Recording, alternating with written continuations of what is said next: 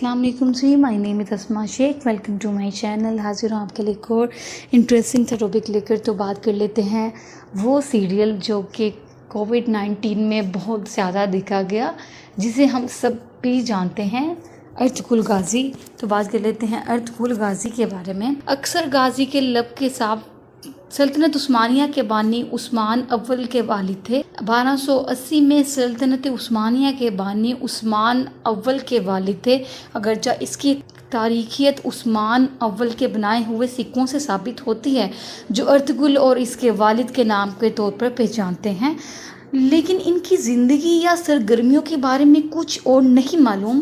عثمانی روایت کے مطابق وہ اوغوز ترکوں کے کائی قبیلے کے رہنما سلیمان شاہ کا بیٹا تھا، جب منگول کی فتوحات کے رہنما سلیمان شاہ جب منگول کی فتوحات سے بچنے کے لیے مشرقی ایران سے اناطولیہ فرار ہو گیا۔ اس لیجنڈ کے مطابق اپنے والد کی موت کے بعد ارطغرل اور اس کے پیروکار روم کے سلجوقوں کی خدمات میں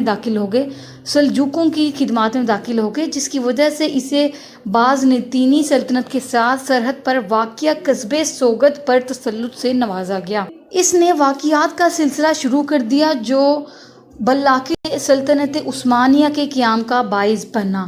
اپنے بیٹے عثمان اور ان کی اولاد کی طرح ارطغرل کو اکثر غازی کہا جاتا ہے، جو اسلام کے خاطر ایک بہادر چیمپئن لڑکا تھا۔ ارطغرل غازی عثمان اول کے والد۔ ارطغرل کی زندگی کے بارے میں بہت کم معلومات ہے۔ عثمانی روایت کے مطابق وہ کائی قبیلے کے سردار سلیمان شاہ کا بیٹا تھا۔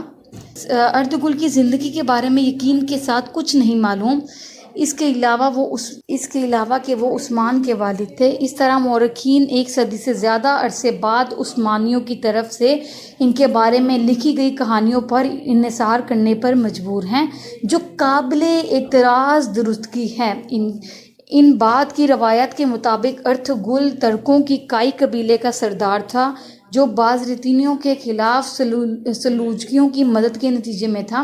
ارطغرل کو موجودہ کے قریب ایک پہاڑی علاقے کارا داغ میں روم کے سلجوقی سلطان علاء الدین کی قباد الاول نے زمین دی تھی۔ کہا جاتا ہے ارطغرل کو زمین دینے کا سلجوق رہنما کا استدلال تھا ارطغرل کے لیے کہ وہ بازنطینیوں یا کسی دوسرے مخالف کی طرف سے کسی بھی دشمنی کو پسپا کرے۔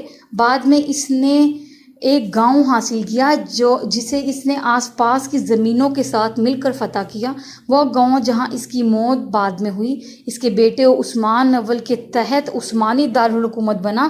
عثمانی مورخین اس بارے میں مختلف رائے رکھتے ہیں کہ ارطغرل کے عثمان کے علاوہ 2 یا ممکنہ طور پر 3 بیٹے تھے۔ ارطغرل کے لیے وقف ایک مقبرہ اور مسجد کو عثمان اول نے سوگد میں تعمیر کیا تھا، لیکن متعدد تعمیر نو کی وجہ سے ان ڈھانچوں کی اصل کے بارے میں کچھ نہیں کہا جا سکتا۔ موجودہ مقبرہ سلطان عبدالحمید ثانی نے 19ویں صدی کے آخر میں تعمیر کروایا تھا۔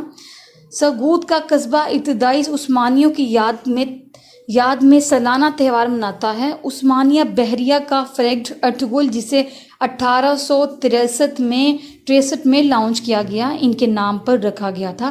ترکمانستان کے اشخاباد میں واقع ارطغرل غازی مسجد، جو کہ 1998 میں مکمل ہوئی تھی، ان کے اعزاز میں منسوب ہے۔ جی تو یہ تھی ایک چھوٹی سی انفارمیشن ارطغرل غازی کے بارے میں، جن کو عثمان اول کا والد بھی کہا جاتا ہے۔ امید کرتی ہوں ویڈیو اچھی لگی ہوگی۔ ویڈیو اچھی لگی ہو تو میرے چینل کو سبسکرائب اور ویڈیوز کو لائک کر دیجیے گا۔ تب تک کے لیے اللہ حافظ۔